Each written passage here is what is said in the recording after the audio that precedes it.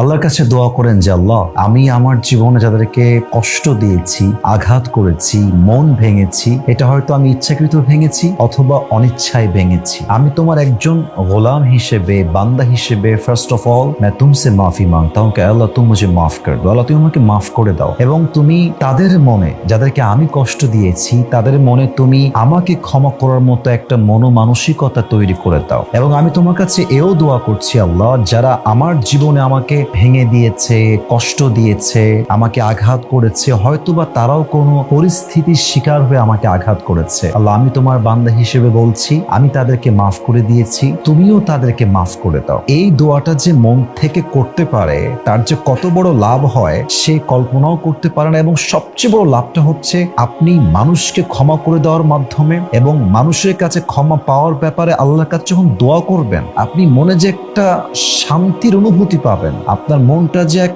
প্রশান্ত অনুভব করবে, আপনি কল্পনাই করতে পারবেন না যে এই শান্তি আসলে কই থেকে এসেছে। আল্লাহ আমাদের সবাইকে বোঝার তৌফিক দান করুন।